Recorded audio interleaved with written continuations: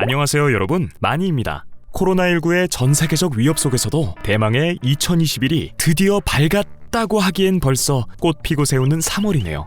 2021년 새해 벽두부터 시작해 지금 이 순간까지 1분기 내내 비즈니스계와 주식시장을 들었다 놨다 하는 최고의 키워드는 바로 전기차일 겁니다. 전기차 하면 이곳 하면 전기차라고 할 정도로 전기차의 아이콘이라 불리는 이 분야 최고의 선도기업 테슬라와 그 CEO 일론 머스크, 그가 입만 뻥끗하기만 해도 시끌시끌 정도가 아니라 주식시장이 널뛰듯 요동치는데요. 최근에는 테슬라가 비트코인까지 대량 매입하며 미화 15억 달러, 하나로 약 1조 6,815억 원어치를 보유하게 되었다 밝혔을 뿐 아니라 장차 테슬라 차량도 비트코인으로 살 수 있게 하겠다고 발표했는데요. 안 그래도 과열되고 있는 비트코인 열풍에 부채질을 넘어 강풍기까지 동원해 주었죠.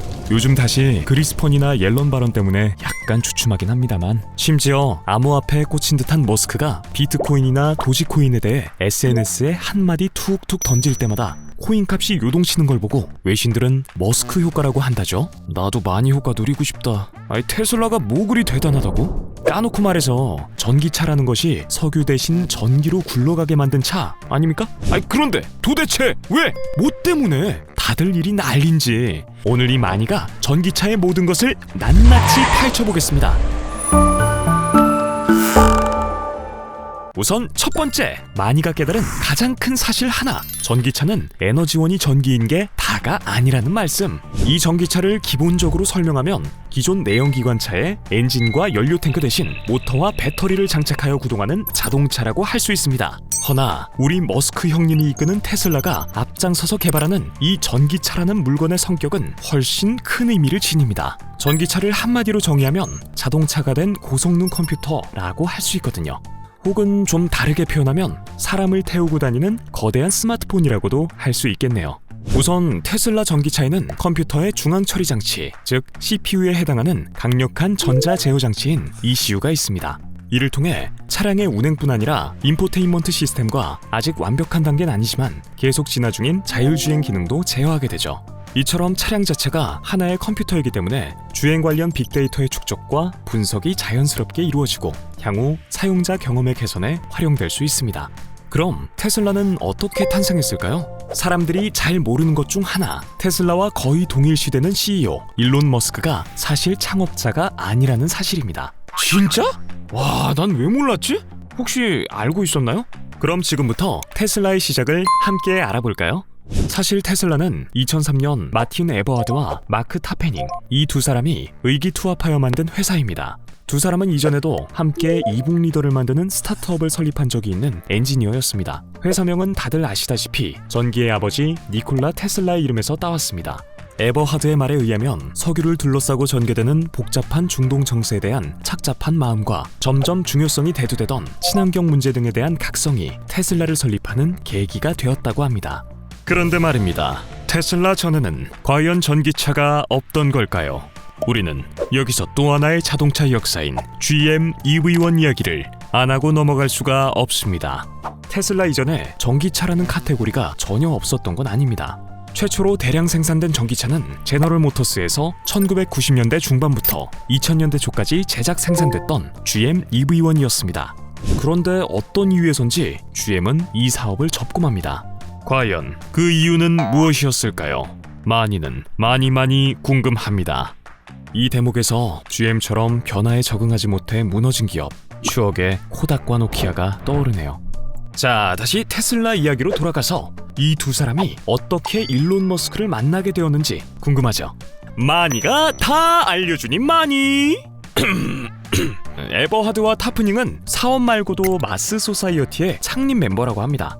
마스 소사이어티, 말 그대로 화성에 대해 연구하는 모임인데 설마 외계인과 교류? 그건 아닌 것 같고. 어느 날 일론 머스크가 마스 소사이어티에 강연을 하러 왔었고, 이 인연으로 머스크가 테슬라 초기 투자자 중 하나가 되면서 역사가 이루어진 거죠. 역시 만날 사람은 언젠가 만나게 돼 있어. 어찌되었든 의기투합한 괴짜들이 모인 테슬라는 설립 당시부터 컴퓨터 소프트웨어, 배터리, 모터를 이용하여 자동차 제조사인 동시에 테크 회사라는 정체성이 오늘날까지 이어져 오고 있습니다. 그렇다면 테슬라 말고 다른 자동차 회사들은 전기차 시대에 어떻게 변화하며 대처하고 있을까요? 친환경이 중요한 화두인 요즘 전기차가 대세인 건 분명합니다. 오랜 역사와 브랜드 파워를 자랑하는 내연기관 자동차 회사들도 다들 등 떠밀리다시피 전기차 생산을 하고 있습니다. 특히 유럽의 유서 깊은 자동차 강자들도 각국 정부의 환경 관련 규제에 발맞추어 사업의 일정 비중은 전기차여야만 하죠.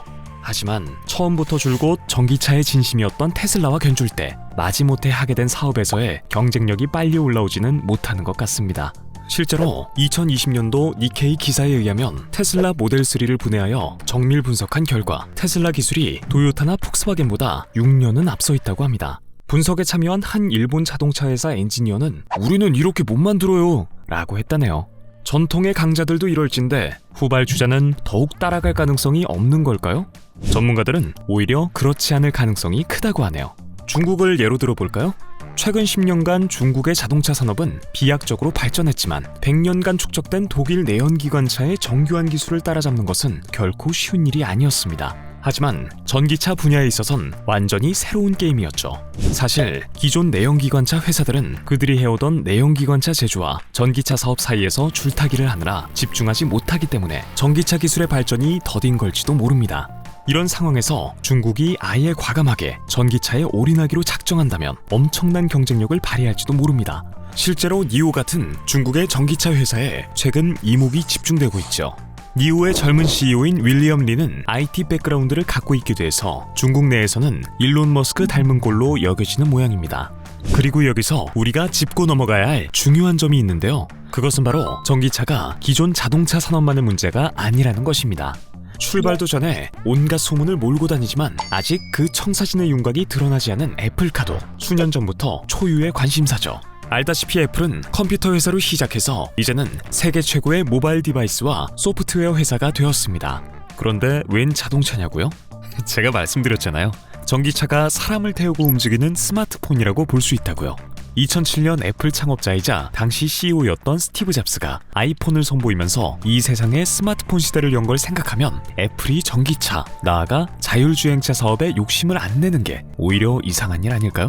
아마도 애플은 모바일 컴퓨팅의 대중화를 이끌었다는 자부심으로 현재 진행형인 모빌리티 혁명에서도 자신의 입지를 다지고자 단단히 벼르고 있을 것입니다. 흥미로운 점은 애플 제품 OEM 회사로 유명한 대만의 폭스콘도 전기차 사업을 생각 중이라는 겁니다. 물론 이번에도 자체 브랜드를 내거는 게 아니라 생산 라인을 갖추고 위탁 생산을 맡고자 하는 것이지만요. 여기서 또 짚어봐야 할 게 있죠. 스마트폰보다도 더 똑똑해야 할 전기차의 머리를 만드는 회사들, 반도체 회사들, 이들은 어떻게 준비하고 있을까요? 테슬라는 이전에 모빌아이와도 협업한 적이 있고 엔비디아 칩을 쓰기도 했지만 지금은 다 결별하고 자체 칩을 만듭니다. 어허! 그렇다고 해서 모빌아이나 엔비디아가 배신을 당했다고 보는 건 1차원적인 생각입니다.